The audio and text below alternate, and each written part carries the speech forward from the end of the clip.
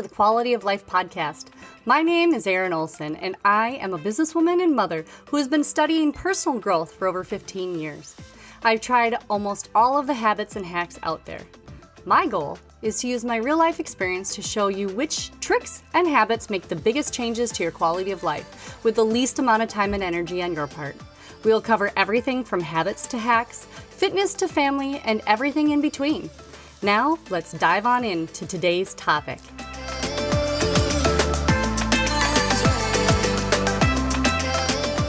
Hey guys, Erin Olson here, your host to the Quality of Life podcast.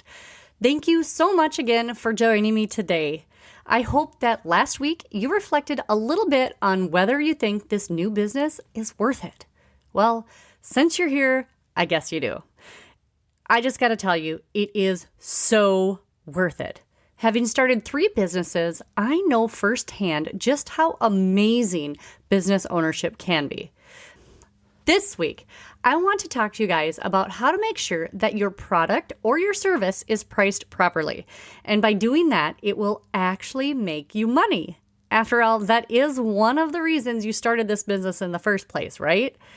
There is no shame in making money doing something to help a fellow human, regardless of what your feelings or your family might have told you. Back when I started Hey Chicks, I was so excited to get the product in the hands of my horse friends that I neglected to really learn about pricing. I knew about what the products cost me and set prices based on what seemed right. This led me to lose out on a lot of revenue. When I started Rebel Footworks, my horse hoof training business, I was pretty regulated by the industry standards, so I really didn't have to put much thought into it. And the same thing goes with the Sunrise River collection.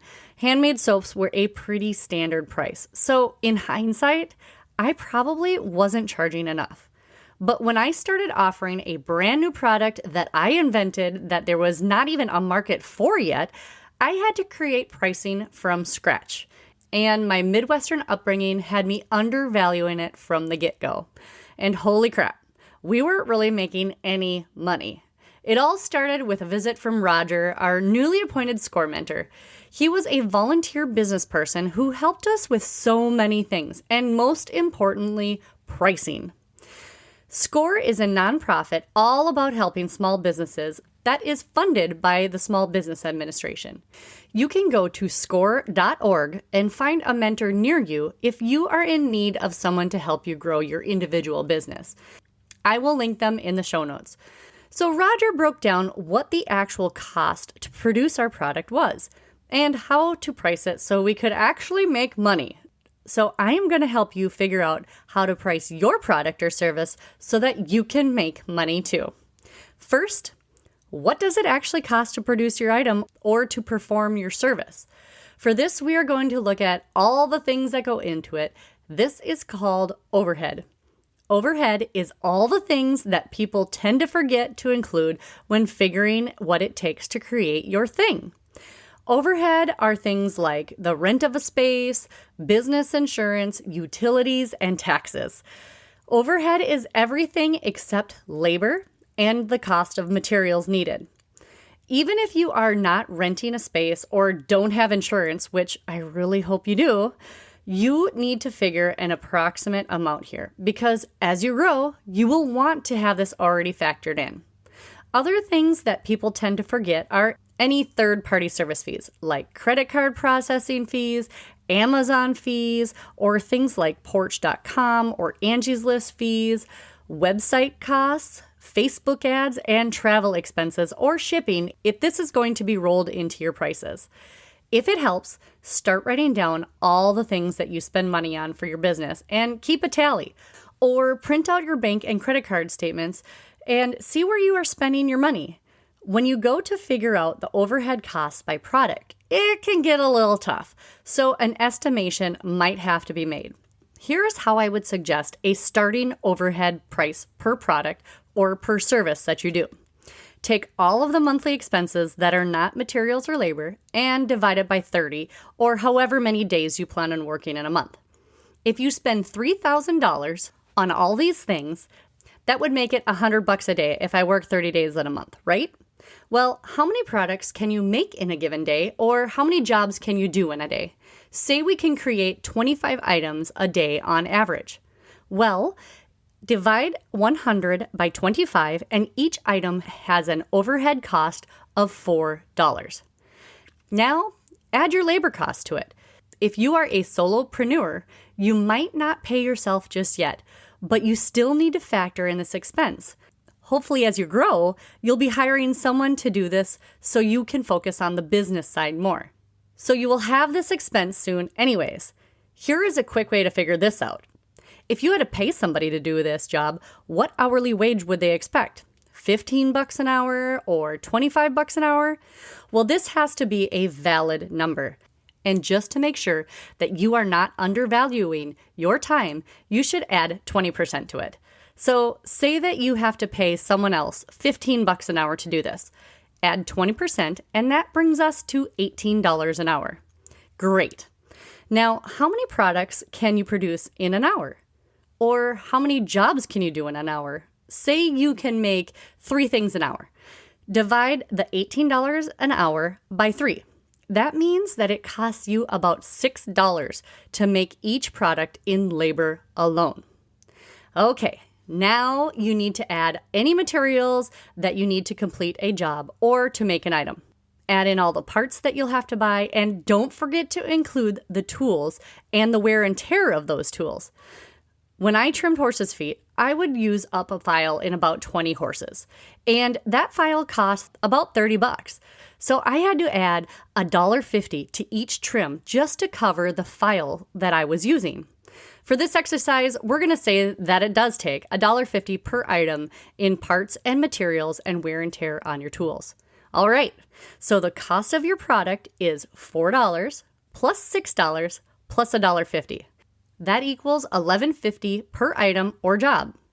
This is what accountants and other business professionals call cost of goods sold. Now comes the fun part, figuring out profit margin and markup. What do those terms even mean? Well, they both are percentages that show how much money is made off of each item or each job sold. They are just figured from different perspectives.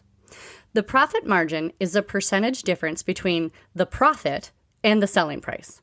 The markup is the percentage difference between the cost of goods sold, or COGS, and the selling price. Don't get too hung up on all this math. I am going to provide you with an Excel spreadsheet to do all these calculations for you. You will find that at theerinolson.com/profit. I will also put this in the show notes as well.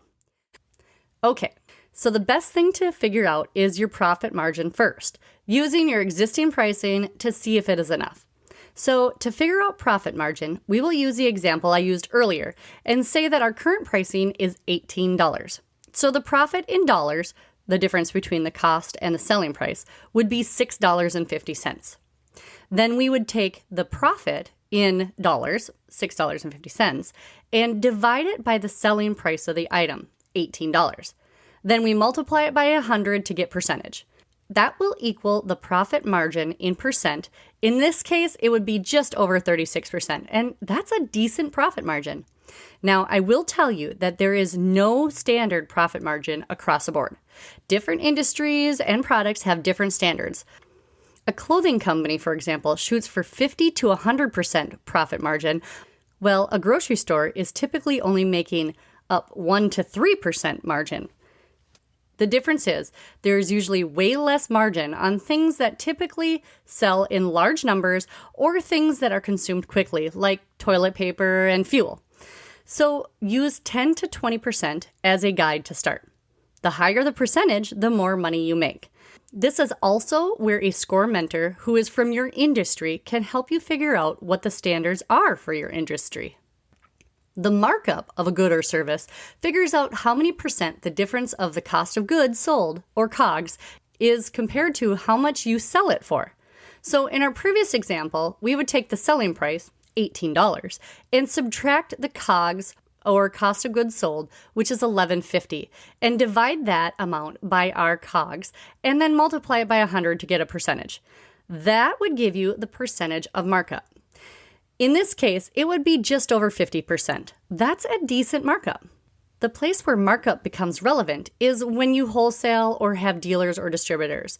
There are several retailers out there that expect 100% markup in order to consider selling your product. This is called keystoning, but that is a conversation for another episode. So, which should be the most important metric for you to use in your business?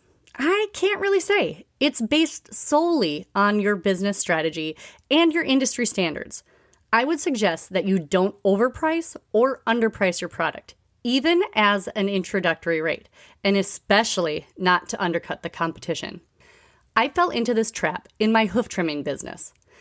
I just wanted to get clients, so I undercut the standard, and I ended up getting some customers that couldn't or wouldn't afford me when I raised my prices. I also got some customers that didn't value my time or would stand me up or simply wouldn't even pay me at all. It was a hard lesson to learn, and if you start charging lower prices now, you might have a really hard time raising them in the future. That is probably one of the hardest parts of business ownership, the fear and anxiety caused by raising your prices. I put it off way too long because I wouldn't like to have rates raised on me, but in this economy, everything is so much more expensive, and if you are upfront with your customers in advance, I have found that they get it, and they're still willing to buy from you. If you guessed that this week's homework is to figure out if your pricing is correct or to establish your prices for the first time, then you're right. Go download the free product pricing calculator now at theerinolson.com/pricing and use it for all your products and services. Then I suggest that you adjust accordingly. And if you find that you are very undervalued, it might be time to think about raising your prices. I mean, this isn't a charity business you're building. I hope this episode explained this part of business ownership to help you grow your business and your profits. I thank you so much for listening today. And if it helped you or might help someone you know, I would really appreciate it if you would share it with them. This is a lesson I wished I had learned from the get-go. Thanks again, and I will see you next week on the Quality of Life podcast. See ya!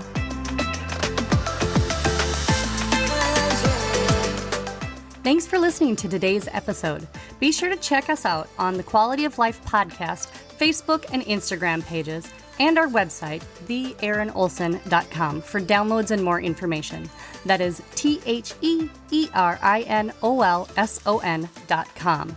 Stay up to date by joining our email newsletter. Together, we can improve all of our quality of life.